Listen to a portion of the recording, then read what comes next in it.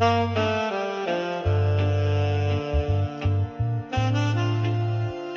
Hotspur have appointed Thomas Frank as their new head coach. And the consistency and the players know the patterns. But of course I'm aware that we need to be flexible sometimes. You look what Thomas Frank has done over the course of 7 highly successful years, you can understand why Tottenham would be interested. Welcome into the Tottenham Depot. I am your host, Andrew. You can follow me at Asetka. You can follow us at Tottenham Depot. This is episode 245. Spurs are off to winning ways in the Premier League to start the 2025-2026 season. We've got Scott alongside to talk about it. He is at Scotchy Bird. Scott, what's going on, man? Chilling. I've been at the Iowa State Fair for the last portion of my life, eating. Portion of your Eating life? all How ki- long does that entail? Honestly, I was only there for about 9 hours, but it was an intense 9 hours. If anyone listening has ever been in the Iowa State Fair, they'll understand what I mean. It's like a little city.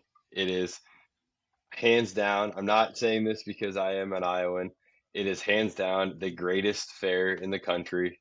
Any reputable source will confirm this in their rankings, etc. Right? The Iowa State Fair is absolutely bonkers.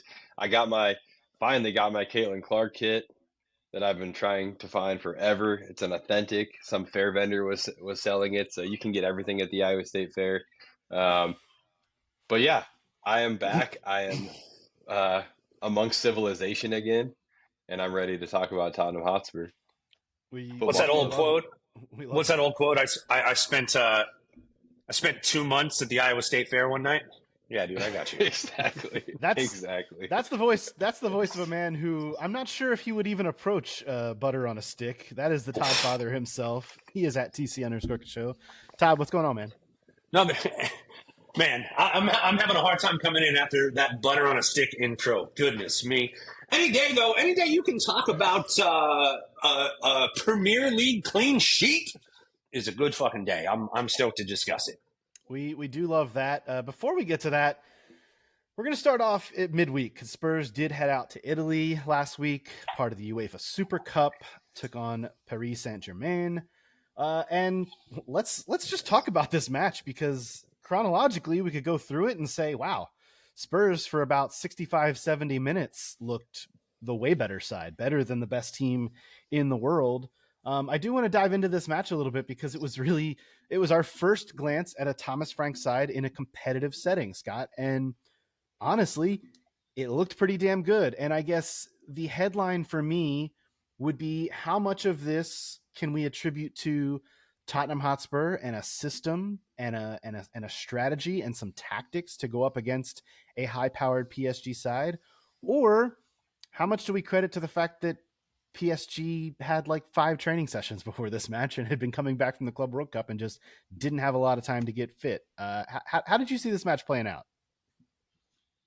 Yeah, I mean, I don't get too caught up in the whole, PSG having 5 days of training because they play that same side all summer, right? So it's not like there was anything unfamiliar being put out on the pitch, and if anything, they just had a couple weeks, of rest, and then came back to what they've been doing for the last 12 to 18 months.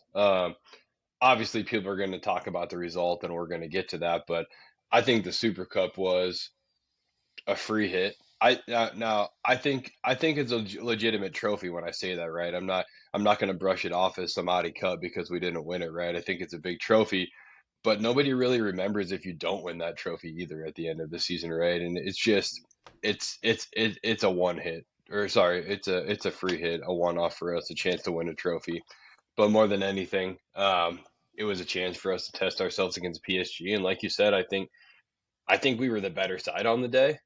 And I think we were better managed on the day, which is something that's really exciting for me to say. I'm not saying that Thomas Frank is a better manager, a more talented manager than Luis Enrique, but I think on the day, Thomas Frank probably got the better of Luis Enrique, and tactically, things looked really good. And honestly, I think the only reason we didn't get a result is because key people in the tactical approach ran out of legs and they weren't replaced. It's not like those guys aren't replaceable, but in that tactical approach, they were irreplaceable, I think, and that's kind of what happened.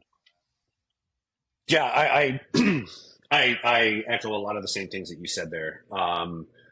I thought, and it was 80 minutes, Andrew. I was watching on the clock because I was sitting there, squeaky bum time, and it was 80 minutes. They started to pack in. They made a couple of subs. They started to pack in. Seeing Paulinho go off for Archie Gray was a rough one, and then there was another tactical change. It was like Bergvall came in for Sarr or something along those lines, and it was like you could just Kudus, I tell think. whatever it was, you could just tell the difference in the way that PSG started playing when those players came on the pitch as opposed to how they were playing before.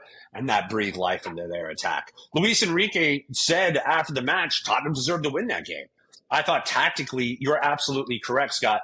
One of my favorite things, I think everybody's favorite thing about Thomas Frank, one of them anyhow, is that he looks like Willem Dafoe. No, that's not what I meant to say. What I meant to say is that he's so fluid with his tactical prowess.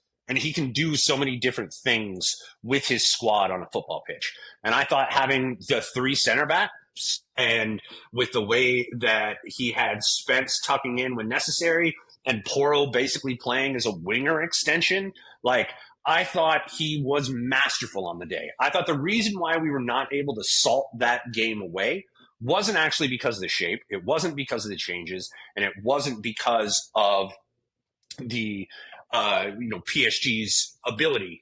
I thought it was two reasons. First thing is we didn't have a creative 10.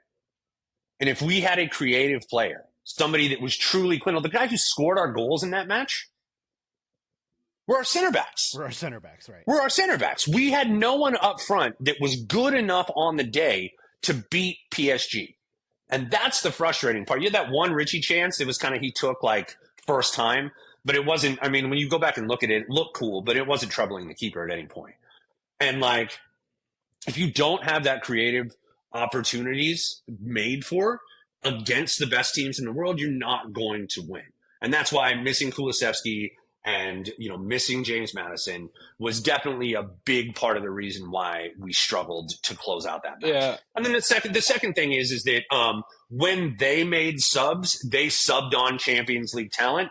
And we subbed on teenagers. That's exactly what I was going to say. I thought the Fabian Ruiz change at the 60th minute mark really changed the game, and that's where I do think the changes made a little bit. I think it's a little bit of everything that we're talking about here.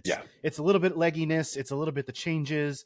It's a lot of different components. But I think the part that was encouraging for me was that Spurs came out with a tactical choice, and honestly, for those 60 to 80 minutes, however you want to frame it, where things started to slide away. I started to write down some notes while watching this game in the 65th minute. Oh, we seem to be packing it a little bit more, but it got progressively more packed in as the game went on until finally they broke the dam, scored the first goal, scored the second goal moments later, equalized. And at that point it's up to a penalty shootout, which I don't think we need to get too deep into the penalty shootout until we do. I have one thing to say on that. It is what it is. Go ahead. Let's get that out of the way. Vicario has not saved a penalty since he came to Tottenham. That's what I have to say about the shootout. Everything else happens. Sometimes a penalty gets saved. Sometimes one of your penalty takers, pulls it and it goes wide. That happens. That happened to what's his name? Vinata. That's what I said. Vitinha, that happened to Vitinha, right? They're not crucifying that guy. So it's just that stuff is bound to happen. The issue that I had is the fact that Vicario never looked like he was going to save one of those penalties. No, he didn't. But he hasn't looked like he would save a penalty at all. Like he doesn't seem like that kind of guy, which is what it is. Do we know about Kinski's records in penalties? Because I think Vicario is your best shot stopper, and like short range shot stopping isn't something that I look past when it comes to penalties, right? And so I don't know, who knows, but I want to go back to I guess the happening of it all and how everything unraveled, because I do think the changes on our end somewhat affected the match more so than maybe we're saying here. Sure. And I don't fault Thomas Frank. First of all, Thomas Frank came up against what is pound for pound the best team on the planet. No question about it, right? And Spurs, pound for pound, are probably somewhere between like 20 and 30 at best, if I'm being Yeah, that's generous, fair. right? When it comes to pound for pound talent on the pitch, right? Um, there's some shining stars, and then there's a bunch of kids, right? And we've got a long way to go. Now, Thomas Frank set us up in a 5-3-2 or a 3-5-2, however you want to say it, right? I think it was both of those things at any point in the match, but all we did was we utilized two midfielders to support the wingbacks and the two outside center backs to support the wingbacks. João Paulini did a fantastic job clogging the middle, and PSG had nothing through the middle. They had to go wide, and that's where we had three guys available to defend their super talented wingers and wingbacks, right, at any given time. So we overloaded the outsides defensively. It was fantastic. Now, when you do that, you have to go long. There's no way around it, right? Richarlison and Kudus, the best hold-up players we have, in my opinion, by a mile. Richarlison was fucking fantastic at holding the ball. So was Kudus. You can't get the ball off of him. So when you take those two guys off, you're fucking rolling the dice with the tactical approach. And then we became more defensive. And again, Thomas Frank had to take those guys off. They were shot, rightfully so, right? But you roll the dice and you say, can Solanke, can Sar slash Berg? No, I think Sar was off at this point, but can Solanke, and I think technically it would have been Bergvall at that point in time, hold up as well as Kudus or Richarlison. Maybe Solanke, definitely not Bergvall. Again, we're going to roll the dice, and it didn't work. We had nowhere to go once they pinned us back. That happens, but Thomas Frank did everything humanly possible to win that match, and he almost got it done. So Yep. again, I was crushed on Wednesday night. I really was, but looking back, like, we can hold our heads high, tip our cap to Thomas And Frank, and say we lost on penalties to the best team on the planet. yeah, we tied PSG. We didn't lose to them twice, Arsenal. Thank you. Yep. But what I would say to that very point is Ben Bowman on Twitter came out and said, beat Burnley at the weekend, and nobody remembers this match. And I think when we get about 3 months from now, that's 100% accurate. But even now, beating Burnley in the fashion that we beat Burnley at the weekend, Andrew, definitely took the heat under the pot down significantly. Yeah, and we're certainly not jumping ahead like you want to. We're not talking about Burnley yet. We're not done. Stop doing that. I was excited. No, down boy. I want to talk. I want to talk a little bit more of the tactical approach because Thomas Frank dropped one of the greatest lines after the match. If you didn't hear it, let's listen to that right now. I knew that we had to do something a little bit different against PSG. So it was like a special operation, and it was. Medical terms, the operation succeeded, but the patient died. So it's not that good in the end. But no, so we worked on a game plan that was a little bit different and very, very close to succeed.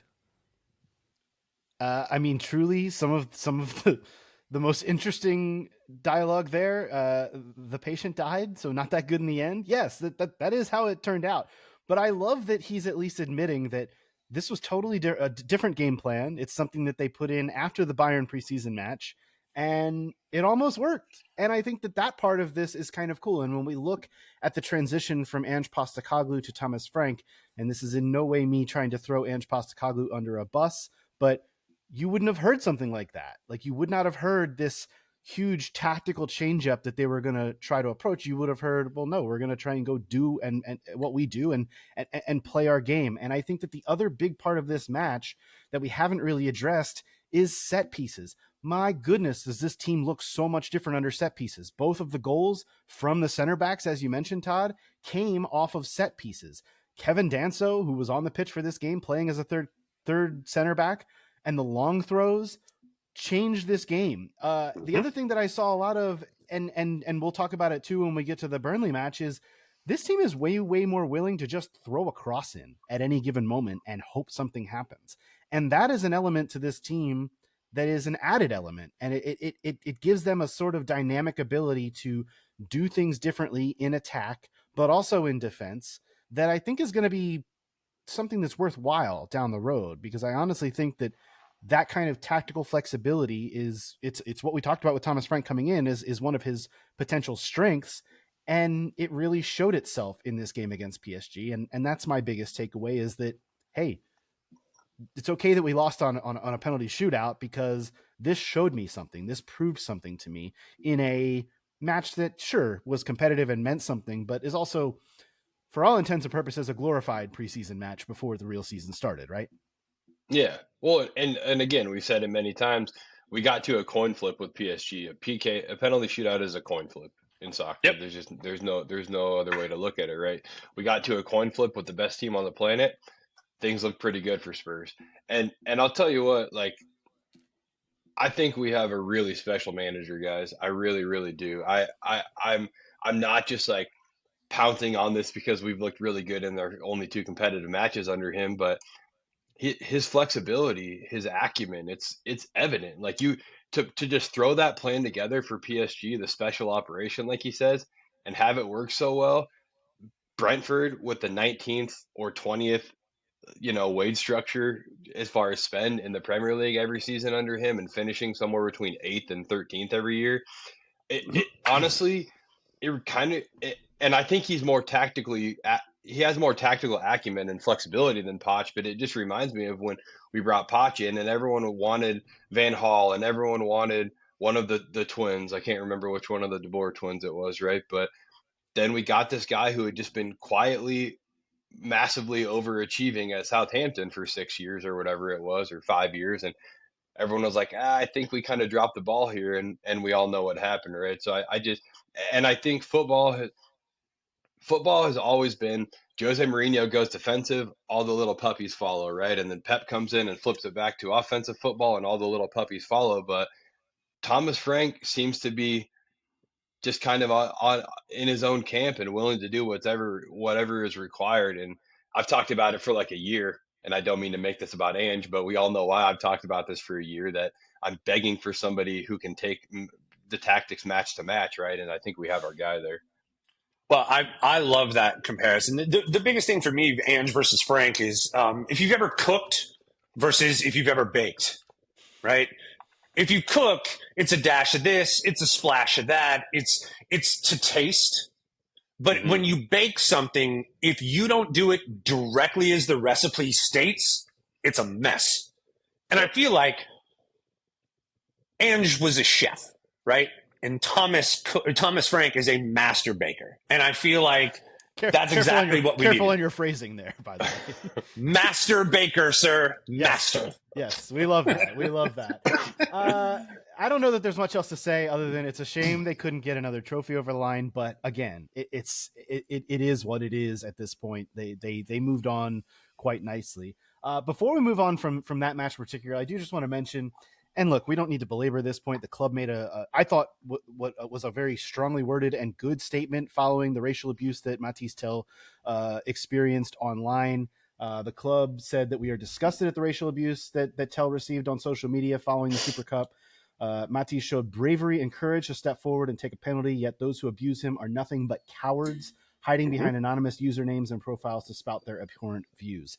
I thought that was really well worded by the club. They called it what it was, and I don't really think much else needs to be said. It's a shame that this stuff still goes on in the world of football. We saw it again on Friday in the Liverpool-Bournemouth match, and that was swiftly dealt with, obviously, up at Anfield. It's something that is pertinent in this game and needs to be kicked out. And again, I don't think the point needs to be belabored anymore. We know what the problem is and we know how to fix it. It's just a matter of actually doing it and fixing it. Agreed. I want to say two things on this. First, shout out to the club for the timing of this statement. They were very quick on the draw with it, which is not something that we've seen from them in recent times. So that's a big improvement already this season. Second thing is, shout out to the fans that were actually in the stadium on Saturday. And I know you don't want to jump ahead yet, but when Matthias did come on at the end of that match, they gave him a nice round of applause, and they were absolutely behind him 100%, which this kid is 20, and he pulled a penalty in a preseason match. Come on. There's so much talent there. Get behind your guy. 100%. Let's move on to talk about that Burnley match. It was obviously a 3-0 victory for Spurs. I'm going to be kind of simplistic about this. This was about as comprehensive as it can get against a newly promoted side at home to kick off the season. it was just kind of a dominant performance. Spurs dominated in XG, dominated in possession, dominated in shots on target. We're just kind of all over Burnley from the jump. And obviously the first goal came fairly early on, and the second goal came right after half, and they just poured it on from that point. Scott, what did you see in this match that made you excited about the Thomas Frank project? Because again, bouncing back from what happened on Wednesday to this point, I agree with what Todd said. This was going to be the really important match, and I said it on last week's pod. You better not get less than 3 points against Burnley at home to start the season, or else you're going to be in for a world of hurt. And sure enough, they came right out and it was very workmanlike.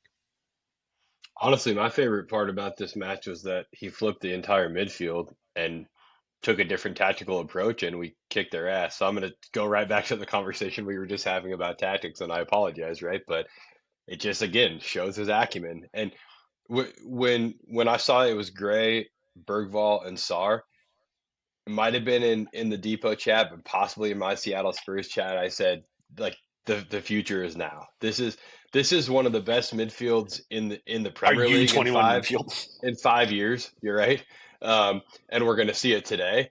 Now, I think Archie Gray.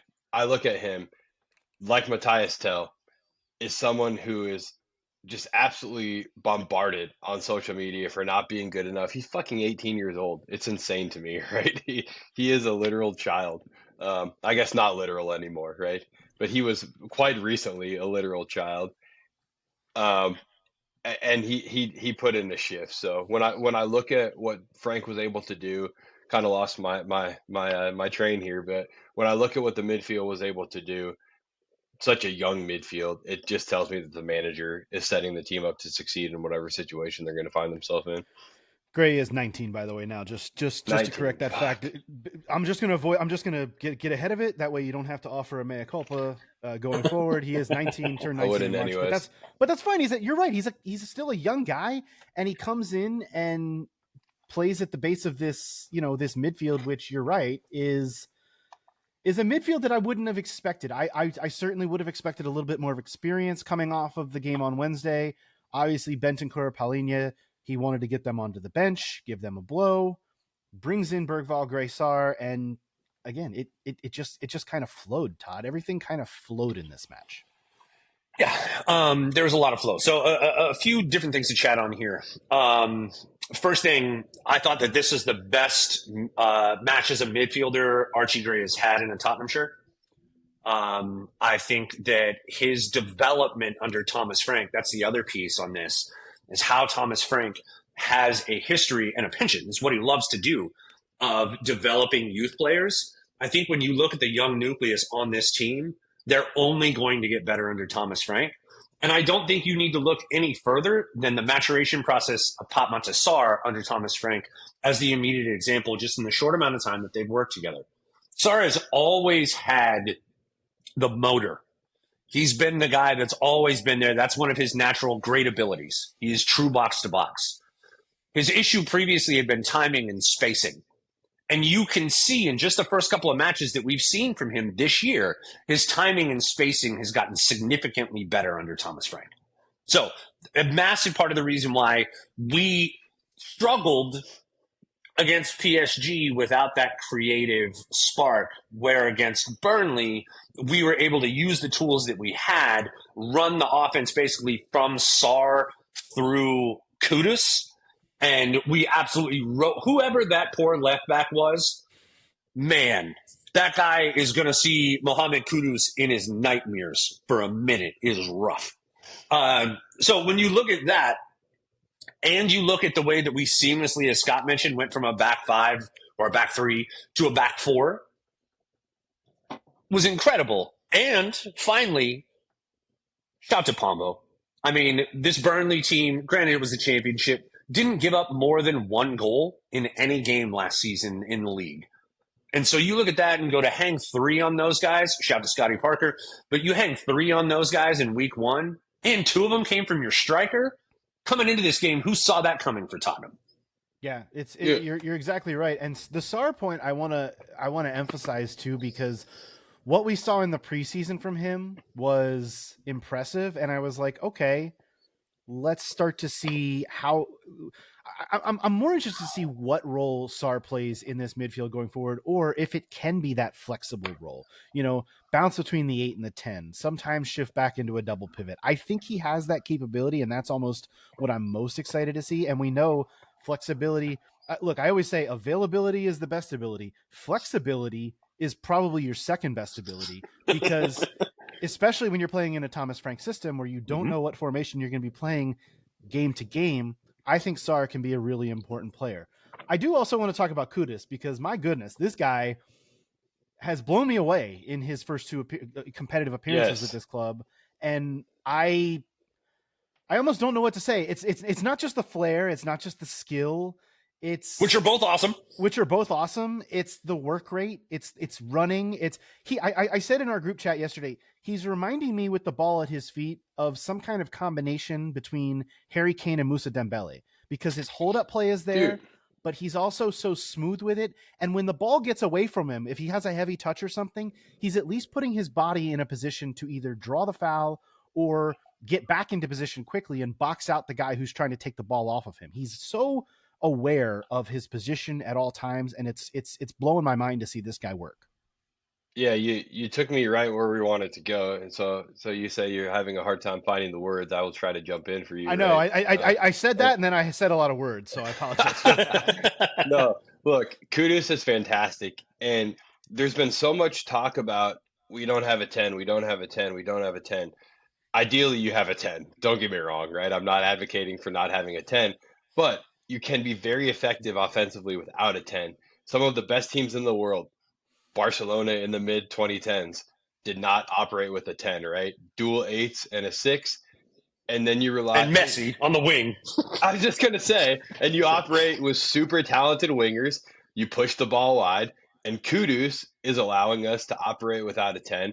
And dare I say, Brennan Johnson is allowing us to operate without a 10, at least yesterday was, right? The tactics were just fantastic. Like, you look at Burnley. Burnley is incredibly astute defensively. We've talked about this, right? They're gonna block. That is a recipe for Tottenham to get beat 1-0 on a counter of the Tottenham of old, right? Frank says, okay, we're not going to be able to counter because they're never going to come into our own half. They'll be terrified to do so, right, as a unit. So we can't counter, but what we can do is we can transition out of the midfield, because they eventually have to come into the midfield as a group at some point, right? We'll transition out of the midfield. We'll push the ball wide super fast. Their defenders, who are championship level defenders, are going to be, just reeling, trying to get back, keep their shape, and you put crosses into the box, and we executed it perfectly. Kudus cut back cross, like, I think that was instructed just as much as that was him playing free-flowing football, right? Brennan Johnson, on the other hand, maybe don't invert as much, maybe try to find space behind the line. He did that really well. So Brennan's goal, there's going to be people who don't agree with me here. Brennan's goal was fantastic. Just a beautiful finish, a striker's finish, dare I say, right? And I've advocated for Brennan Johnson playing more in like a 2 than as a winger at times. So I'm just going to toot my own horn there and say that's a striker's finish. But my only point here is Thomas Frank's tactics were fantastic. We transitioned out of the midfield. We got the ball wide. We put in crosses. They're not talented enough to defend that done correctly, and we had it spot on. Brennan's goal, by the way, assisted by Pap Sarr.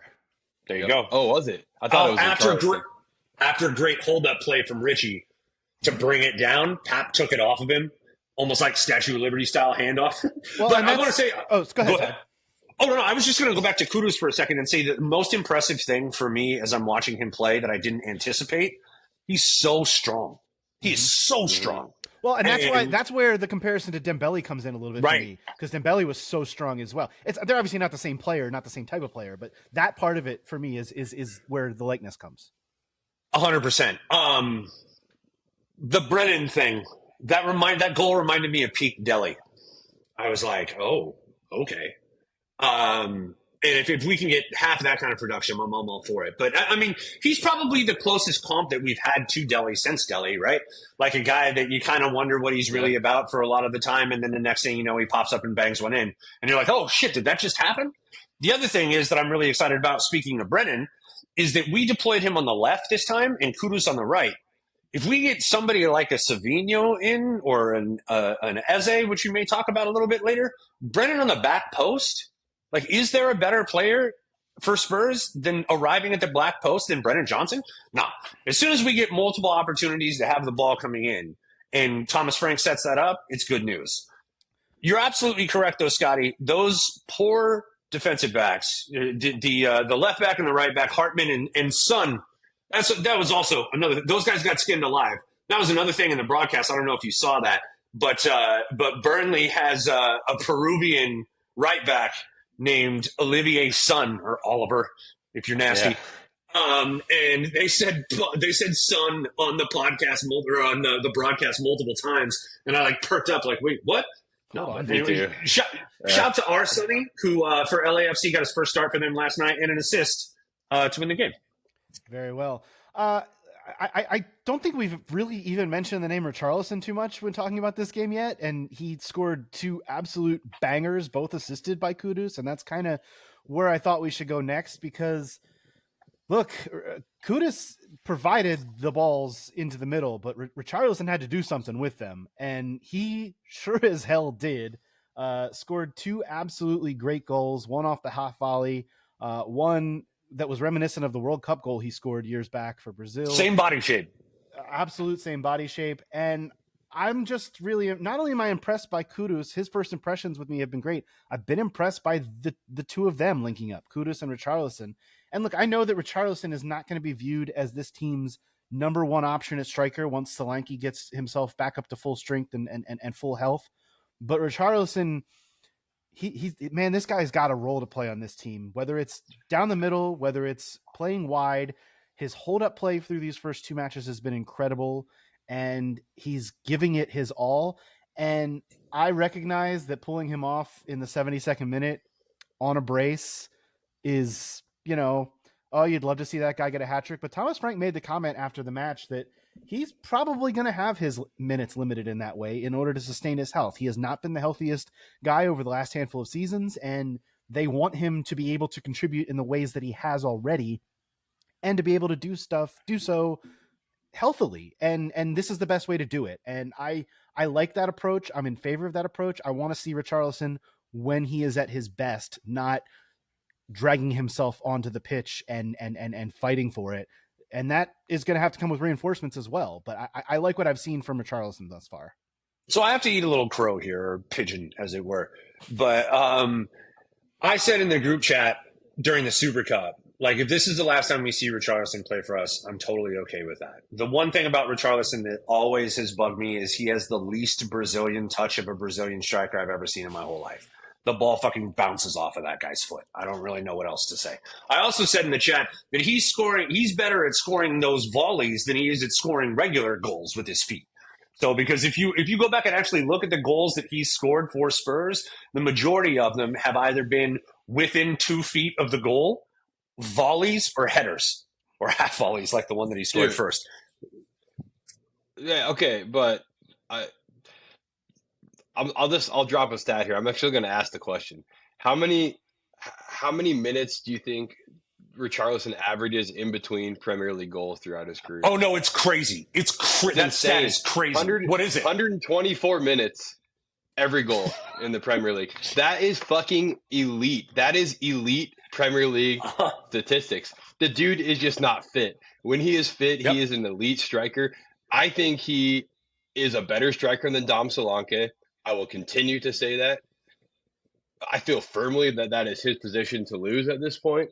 And I'm so glad Andrew brings up the point that Thomas Frank is making, that honestly, if I'm Frank, my absolute main priority managing this team is keeping that dude fit, because again, statistically, he is an elite striker who scores fucking goals. And honestly, a lot of elite strikers who are just foxes in the box and put the ball in the back of the net have a shitty touch, and I can live with that. Yeah, that's fair. You know what, dude? That's fair enough. Brennan Johnson's touch isn't my favorite either, to be fair, but he finds the back of the net. And the reason why I got to go back to eating my crow here is because the work rate for Richarlison is unmatched. It's one of the things that he does best. I feel like when you're like, we're going to play 60 matches, and Thomas Frank said this. We're going to play hopefully 60 matches this year, right? That's the dream, is what he says. And you're not going to be able to play the same striker in every single match if you're playing 60 of them. And so the fact that you've got two legitimate people that you can go to, and him and a fully fit Dom Solanke when that happens, is incredible if they remain fit. And I think a big part of that is exactly what you guys said, is proper management of his minutes. And also the Thomas Frank flexibility, those guys kind of recognizing, oh, hey, this team's going to have more of the ball. We're going to have Solanke in there because he does a great job of pressing and causing turnovers, and then we're going to have the outlet to Kudus and Johnson, and that's how we're going to do our thing. Versus a situation like this where we know that we're going to have more of the ball, and you've got Richarlison doing Richarlison things in the middle. Like, I think the fact that we can see this on the podcast, and now we're actually seeing the manager that we have recognizing the same things and building teams around those situational opportunities, is a huge plus for us, for the team, and for Richarlison. Because I agree, one of my favorite parts about Richarlison is that guy has full vibes all the time. Yep. And he's like Lucas Moura Coys at this point in time, and I fucking love it. So yeah, and honestly, I think back so much to the performance that he put in the Europa League final, and just the you said work rate. That's the word that it comes down to with Richarlison for me. If he can give that work rate and stay healthy, you got a really dangerous player on your hands. I want to compare, just like zoom out for a second and take a really like broad look at these first two matches, PSG and Burnley. And for me personally, I think it's a really good benchmark set for this club. And, you know, we talked last week about, all right, setting our expectations and what do we think this club can be this season.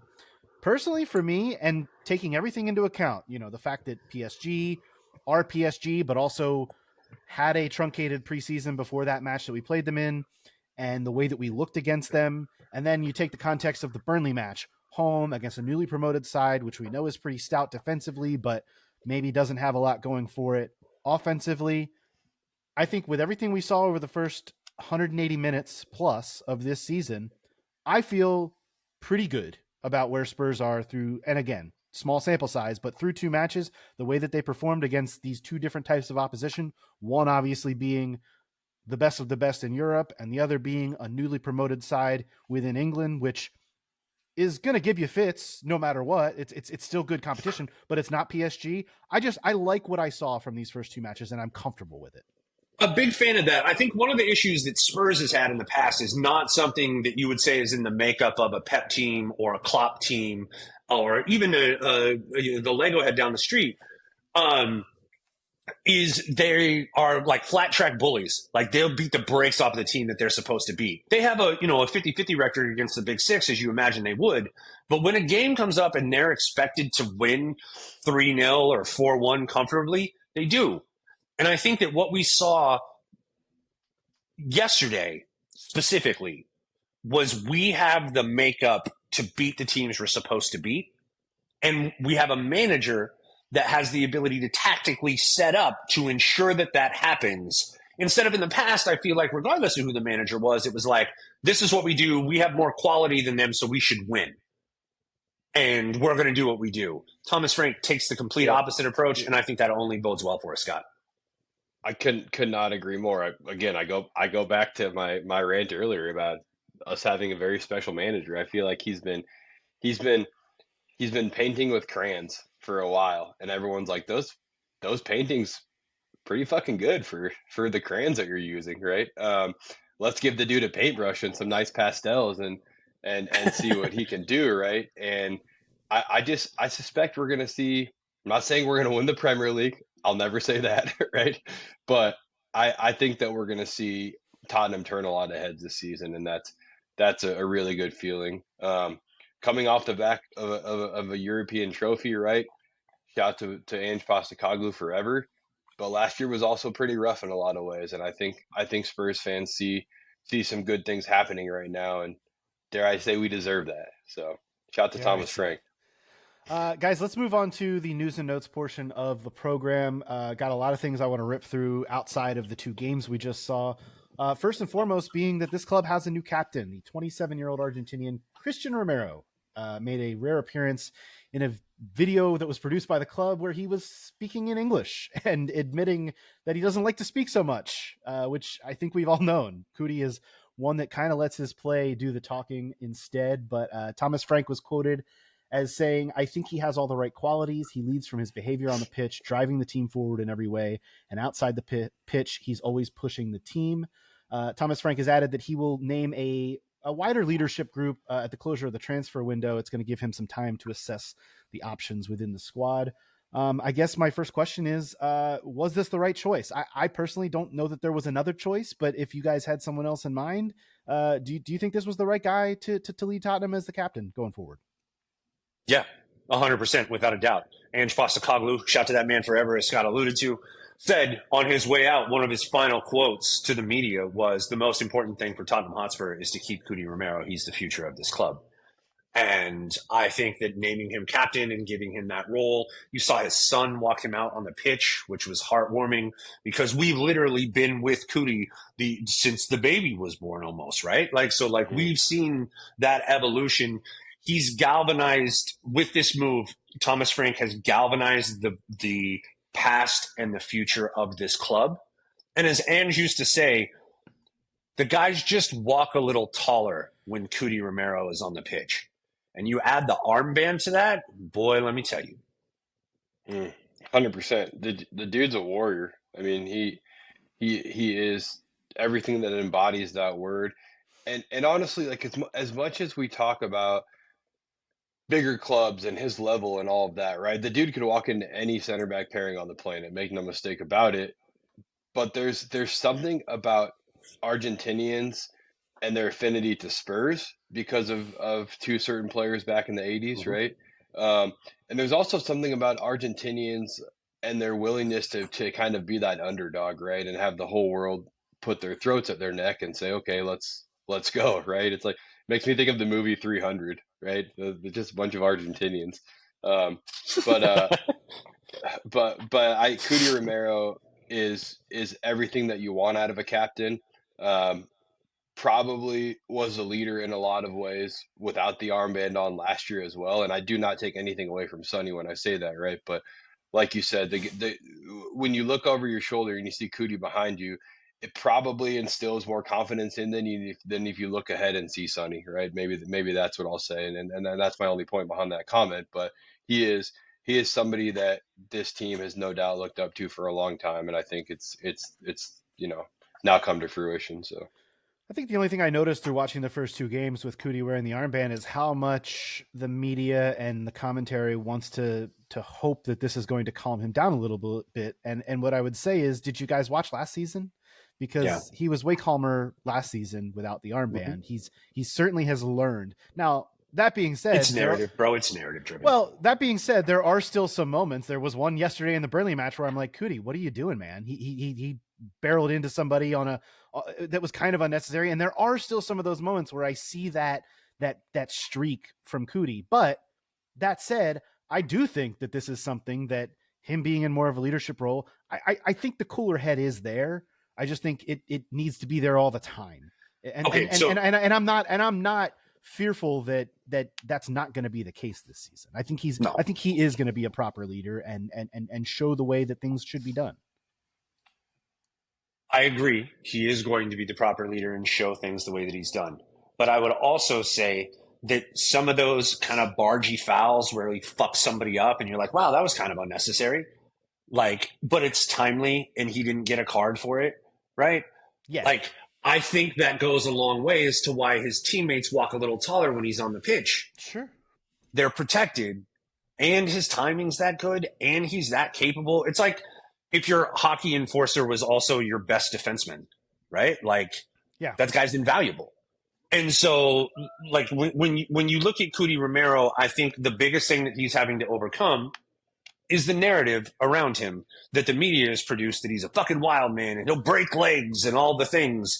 And it's just as much as, you watch Match of the Day after we win comfortably 3-0 against Burnley, and after Richarlison's second goal, the commentator's perspective was, they're up 2-0 against a newly promoted side, which should be a comfortable victory, but you never know because it is Spurs.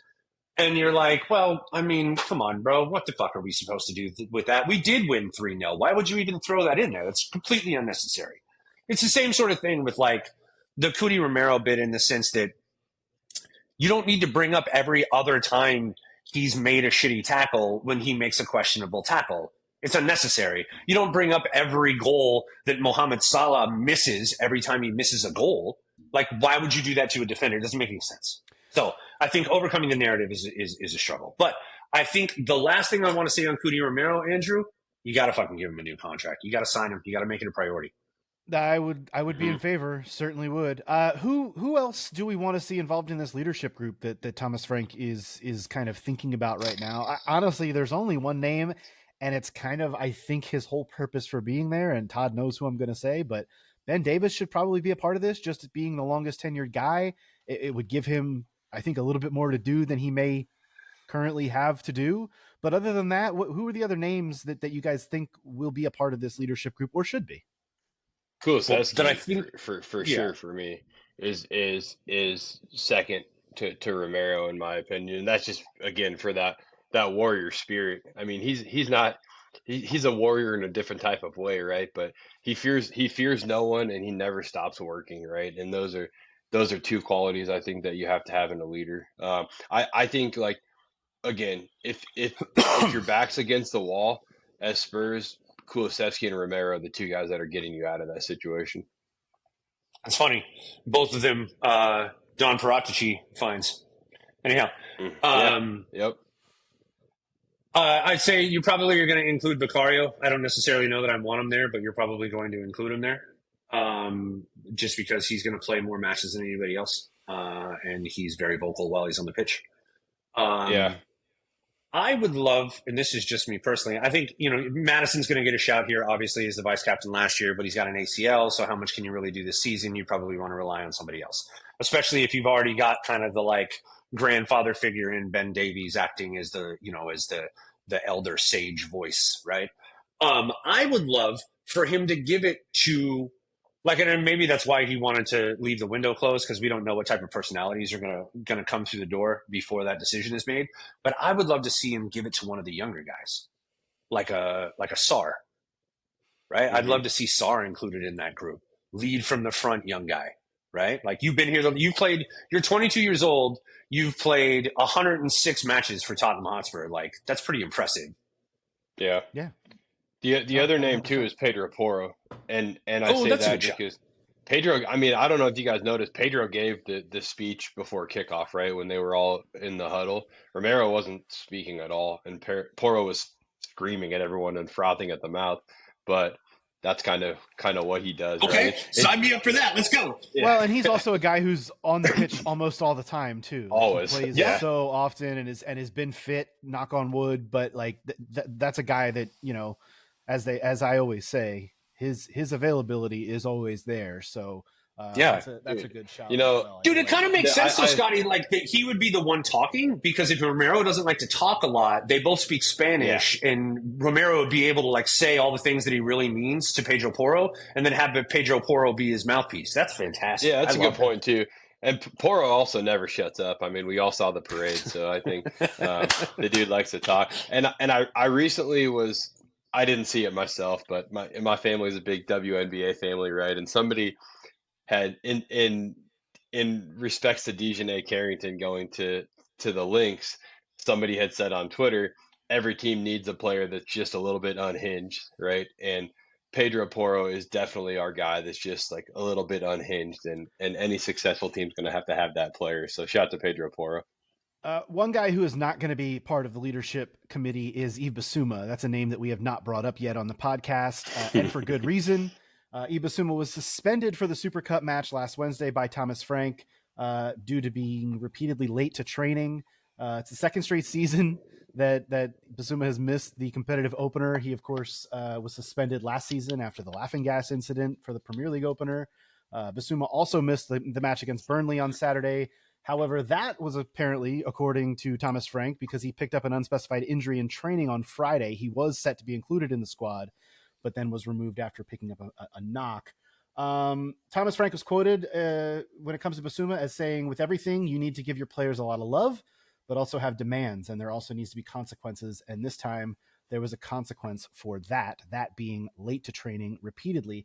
Guys, I assume we've seen the last of Ibasuma in a Spurs shirt, especially knowing there's an injury and knowing that there are interested parties for an outgoing move. Do we think this move is going to get done? What are we doing here with Ibasuma at this point? I mean, an unspecified injury could be a bruised ego, Andrew. You never know. Like, he could have just been pouting after not being able to play against PSG in the Super Cup. Like, you don't know how it goes. I've heard people kind of come to his defense and say that this is more of a cultural thing when it comes to like arrival times, and I can't speak to that. I don't have any personal experience with that. But what I can say is that as a professional, you have expectations of you, especially when you're making millions of dollars a year. And if you can't live up to the most basic of expectation, which is to arrive on time, you have no place in my squad.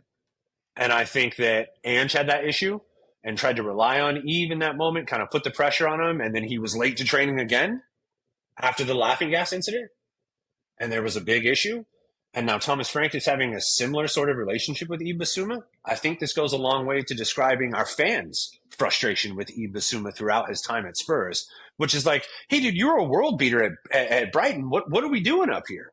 And I don't know what to say other than I hope he enjoys his time in Turkey.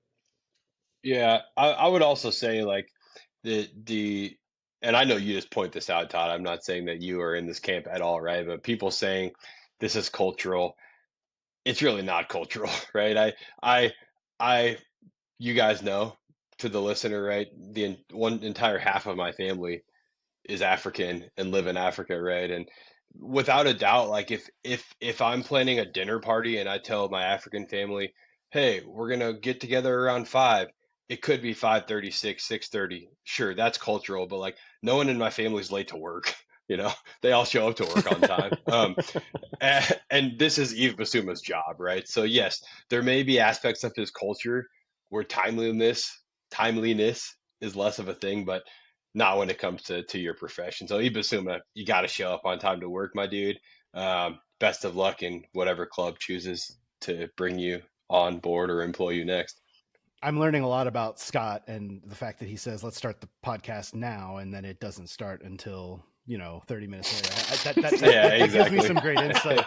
That gives me some great insight into this operation. But no, I agree with you guys. Like, you don't show up for work late. You just don't. You have to show up on time. And I agree. I think this squad is to a point now, especially in this midfield, where bye-bye. Like, I don't need this distraction any longer. Look, Yves Bissouma can be a very good player at times. He's Premier League proven, obviously having come over from Brighton, and we've seen glimpses of his ability, but there's too much other baggage for me, and I'm ready to move on. And they just gave Lolo a new contract, so it's like, and with the emergence of Archie Gray and Sarr, bye-bye. and yes, Yep. and all of those things. An 18th birthday last week for Mikey Moore. He gets a new contract, a long-term deal, not specified how long, but he is of course on loan at Rangers this season. The Athletic is reporting that Jed Spence, the 25-year-old fullback, is next in line for a new deal. Any thoughts on either of these two things, guys? Obviously thumbs up. Yeah, shout to Mikey Moore, by the way, for getting his first Scottish Premiership assist yesterday for Rangers in limited time. So it was a nice little ball in, and that he provided on the edge of the box, and the guy he passed it to hit a fucking screamer into the top corner. So it looked awesome on the stat line. But regardless, shout to Mikey Moore. That guy's the future in the left for us. I love it. It's Tommy Carroll's assist to Gareth Bale against West Ham. He literally just tapped it about a half a foot. Just tapped it. Yep. Yeah, like literally half a foot, and then Bale just screams it into the soft corner. But you always had that assist. I do got it. John Vertonghen to Sonny on the Puskas Award winner. Yes. I assisted the greatest goal we've ever scored. I also want to just talk about Mikey Moore for a second, and obviously hats off to him, but I want to say that loan to Rangers is such a fucking excellent decision by the club. Just what a perfect loan for Mikey Moore. I mean, you're going to a team where winning is a religion, right? You have to win if you're a Rangers or Celtic, right? Winning is you win at all costs.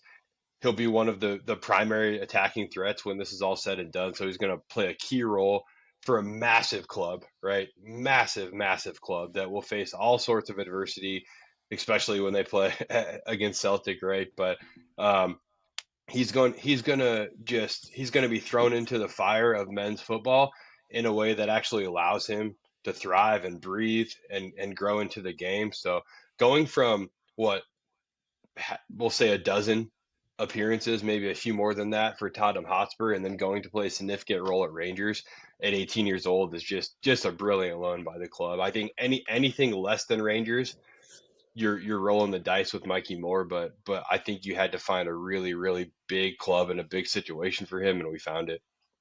I want to say something on that real quick, because I was very skeptical initially of the move to Rangers, because I felt like there were other places on the continent where his skill set could develop more. But I think for all the reasons that you named, they're in Champions League qualification right now. Like, you're right, winning is a religion up there. He will have the opportunity to grow into the primary attacking threat role on that team. Like, I think you're absolutely correct on this, and I have definitely reversed course. I think it's a great move, Andrew. 21 competitive matches for Mikey Moore thus far, and just keep building that up. That's all I have to say. He's, like I said, he's 18, he's young, there's still time. The Jed Spence part of it I want to talk about a little bit more, because Jed Spence came in, and obviously we all know Jed Spence's story. There were stories about, is it are there personality issues? Are there discipline issues there? And no, I kind of want to harken back to Ange Postecoglou giving Jed Spence a chance to turn his career around, and he has done so. Shout out to Ange. A lot of people don't remember, and I say this because I didn't remember, that Jed Spence actually signed a new deal with the club last season. He signed an extension through the 2028, the summer of 2028. He's now in line to get another deal with improved terms for him as a reward for the season that he had last year. And all I can say is kudos. He deserves it, because he stepped in and proven not only can he be a significant part of this squad, he can have the flexibility to play on the right or the left, to be a backup to Porro or Udogie. And hell, maybe at this point he's even usurped Udogie a little bit on the left side, just because he's been able to stay healthy. And so his availability, his availability has been there. And I'm a big Jed Spence fan. That's all I have to say.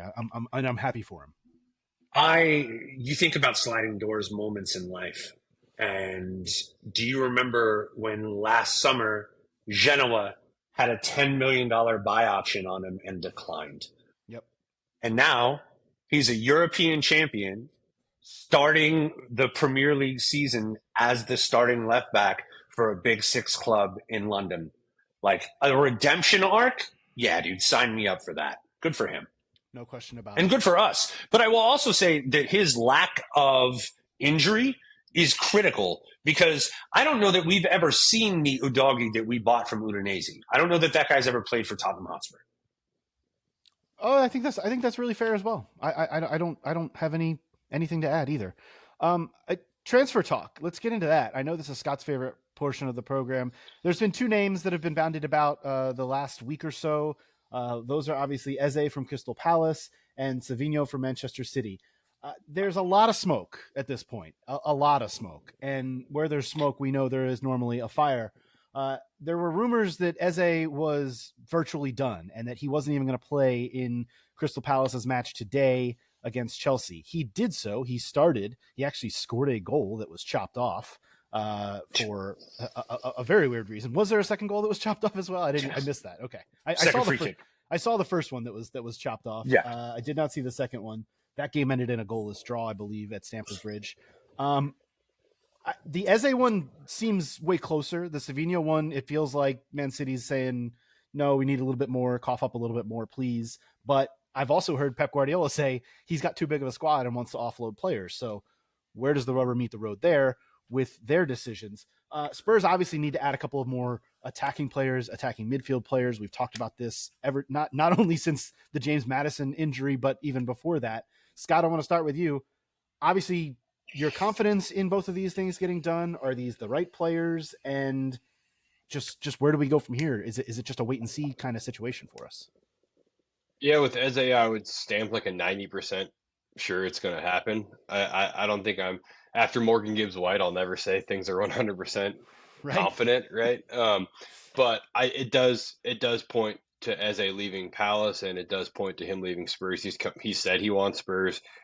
I think Todd mentioned on air potentially before we started recording that he, seemingly said goodbye to the fans today, right? Or maybe Jinx mentioned that as I was scrolling on my phone and No, looking it's for some no. That's information, right? But he walked through. um, yeah, yeah, Cheers. yeah. But he said goodbye. It's reported that Arsenal have completely pulled out of this deal, right? So all signs point to him coming to Spurs for sure. And frankly, going to Spurs in theory should cement a place in the U.S. next summer for Eze, right? Hmm. He'll be the guy. He would not be at Arsenal. So I think he's smart in wanting the Spurs move. I think it happens now with Savinho.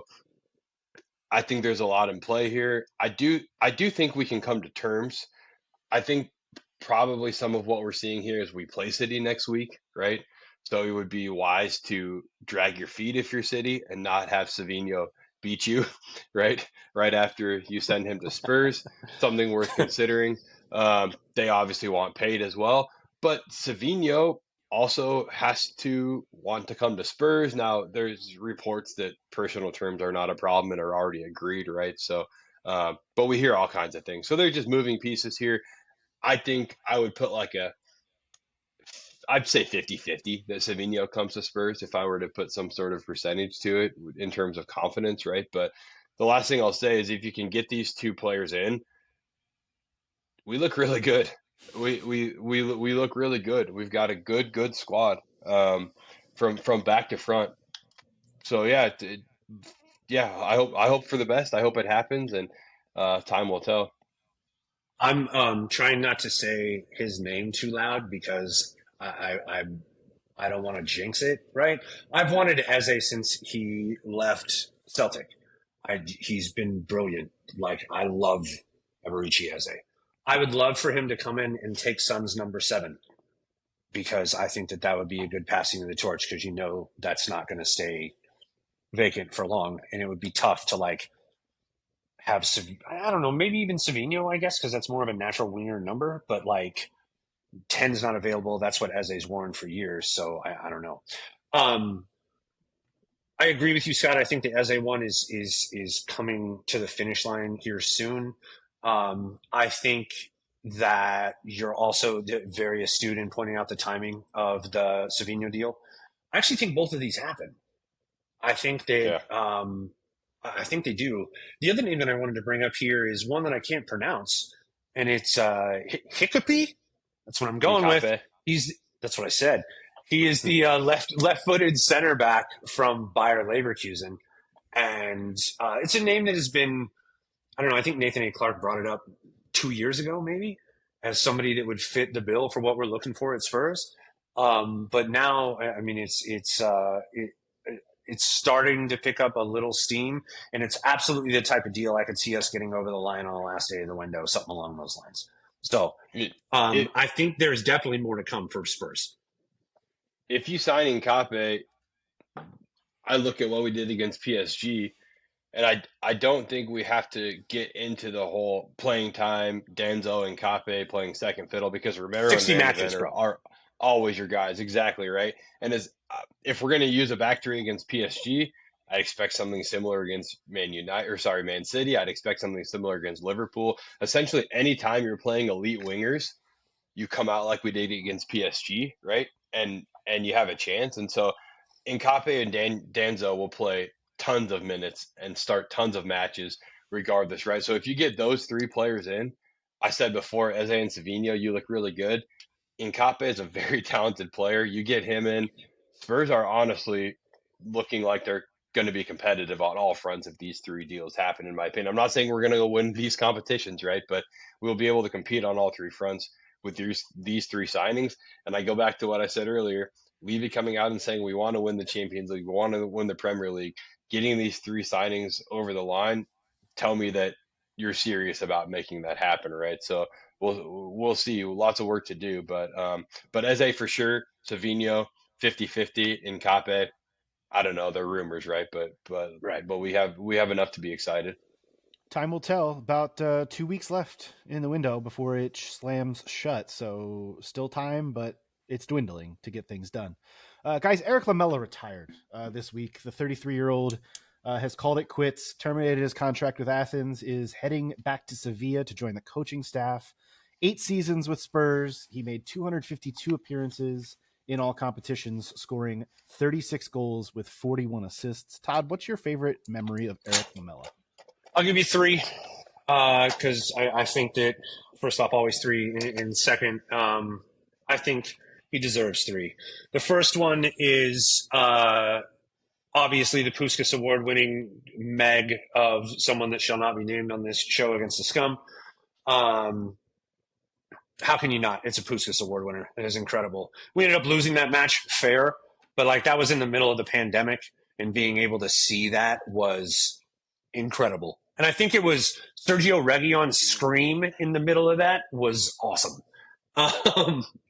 Second one is riling up Jack Wilshere, who I have bemoaned on this podcast several times. Definitely someone I'd rather punch in the face than shake their hand. Riling him up in that derby was an incredible thing to see, and we won that match.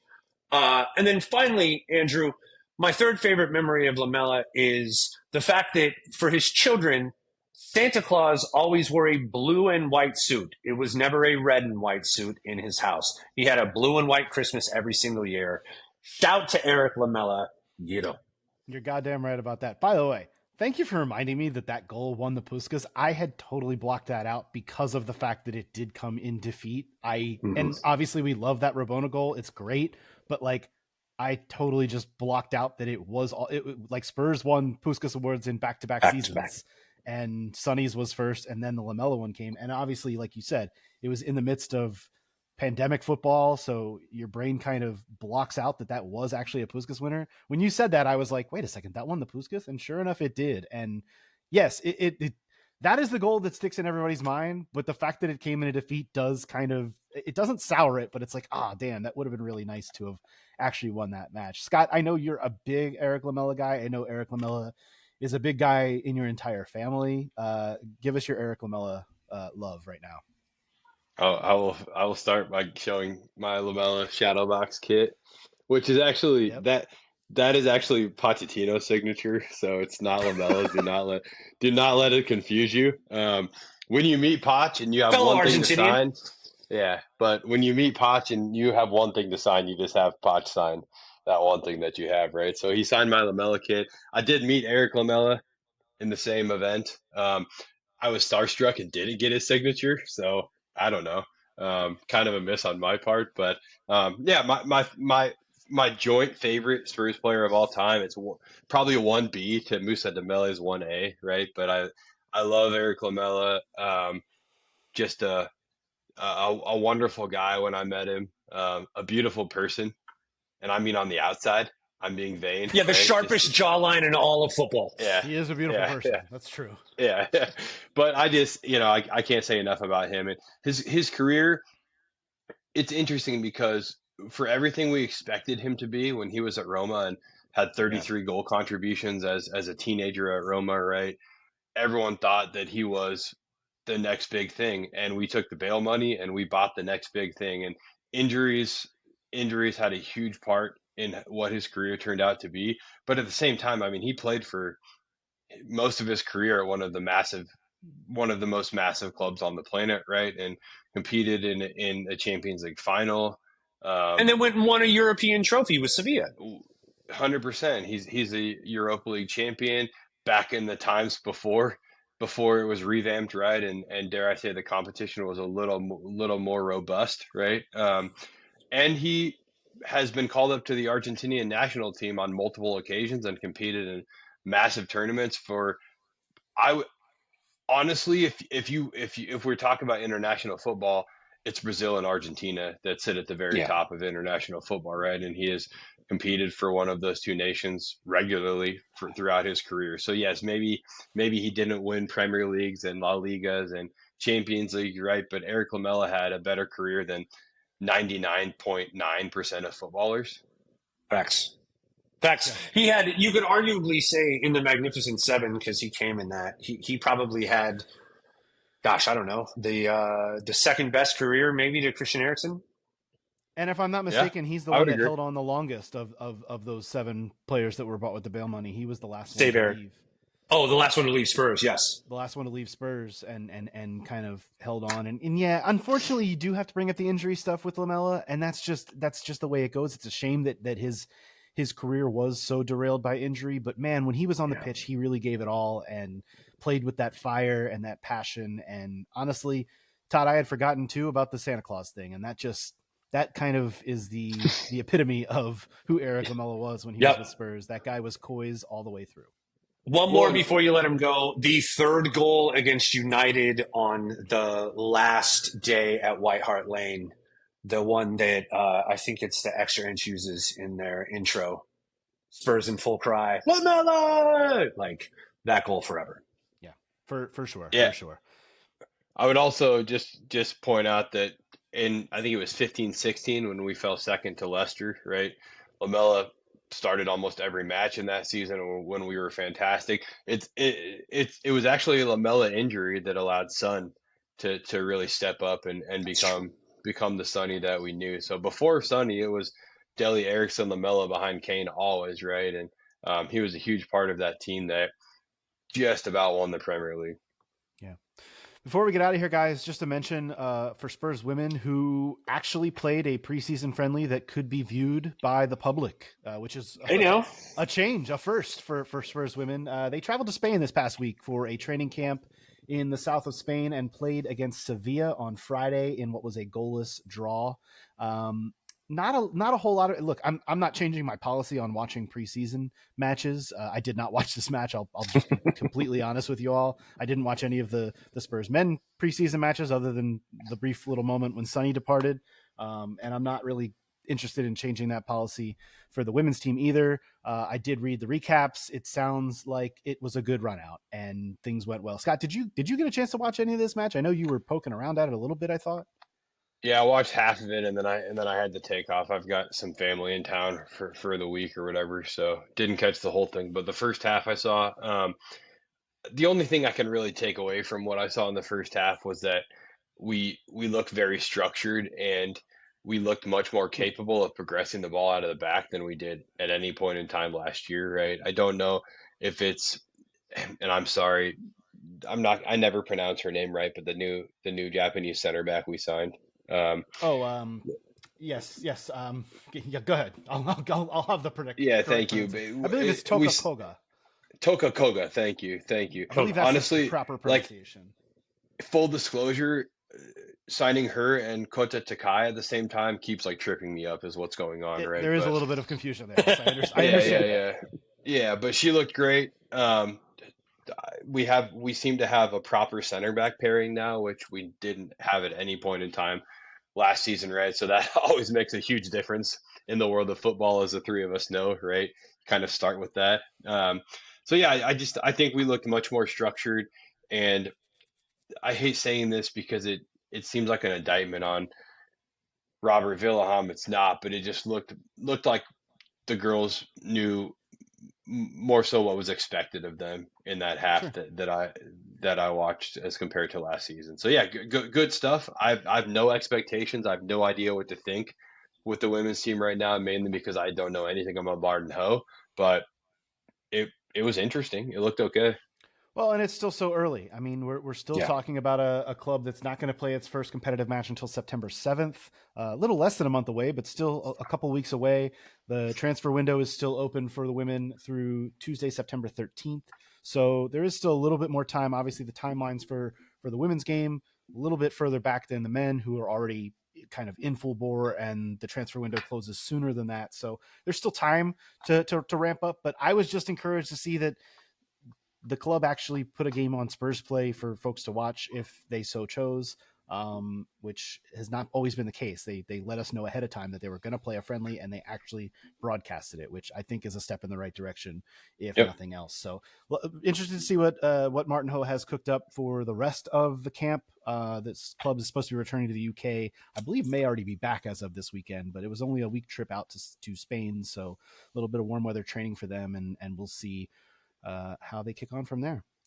That is going to do it for this edition of the Tottenham Depot. Be sure to follow our podcast on our YouTube page, youtube.com/Tottenham Depot.